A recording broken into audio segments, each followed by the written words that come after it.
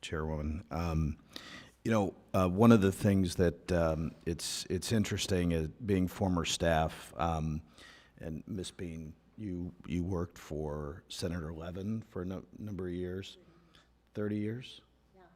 See, that's where AI should do a better job when they ask the questions, because they said decades of experience. I wouldn't have gone there, but I just, as somebody who watched his career, I mean, everybody knows about his service on the Armed Service Committee and all the things that he did, but truly was a champion for pensions and health care for retirees, a rare gift these days. So glad you're continuing his legacy. So with your decades of experience and oversight in managing, can you lay out for us a straightforward terms what Congress is legally entitled to obtain from the executive branch? And I know you worked on this with agencies and departments.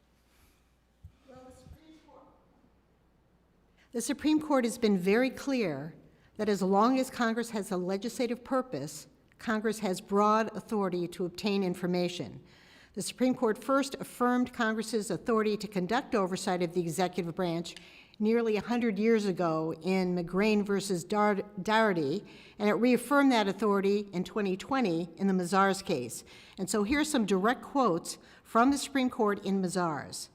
Quote, congressional power to obtain information is broad and indispensable, end quote. Quote, it is the proper duty of a representative body to look diligently into every affair of government, end quote. Quote, unless Congress have and use every means of acquainting itself with the acts and disposition of the administrative agents of the government, the country must be helpless to learn how it is being served, end quote. So the Supreme Court couldn't have been more clear about Congress's right to obtain information for a legislative purpose from the executive branch, and that includes when Congress is enacting legislation, overseeing the executive branch, and it includes information requests from its support agencies, since the only reason they're asking is to assist Congress. So let me go into that.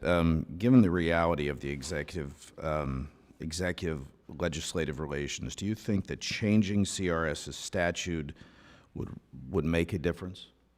I do. I mentioned before that we're a nation of laws, and one of the first things executive branch agencies like to know is, well, what's your legislative authority? What's your statutory authority? And so having that strong, clear statute would make a difference. A strong Congress needs a strong CRS operating under strong statutory authority. I can't remember whether it was you, Dr. Glassman, or Dr. Hart, and reading your bios. I know we have a real, a very educated body that we're asking questions to. But what is it that we can do as members of Congress that can help to help CRS help the agencies understand the role of CRS? Because that's, you get young staff that comes in. And whether it's here in the Capitol or whether it's in an agency, and they just don't really understand the role. What could we be doing? I'm going to go to you, Dr. Glassman.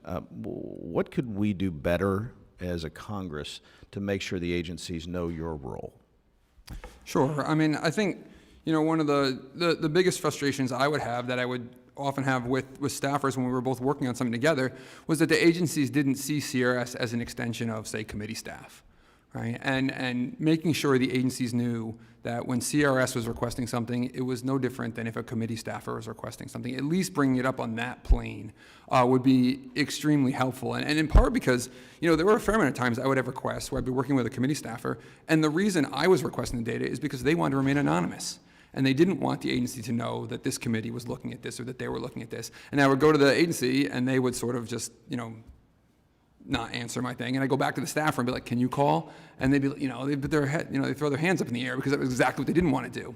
And so making sure that the agencies know that CRS should be treated as the equivalent of committee staff when they're dealing with legislative shops or when they're dealing with program managers would be great. I can imagine writing lines in committee reports and appropriations bills, just reminding them of that, right, when they get their funding. Yeah, that would be the most beneficial thing, I think. Perfect. Ms. I go to Dr. Hart. I mean, same type of question. What do you think that we could be doing a better job of as members of Congress to make sure the agencies understand the role of CRS? So I think there's a lot, actually, that sort of fits in this conversation about the access of CRS to executive branch data, including some very important privacy discourse.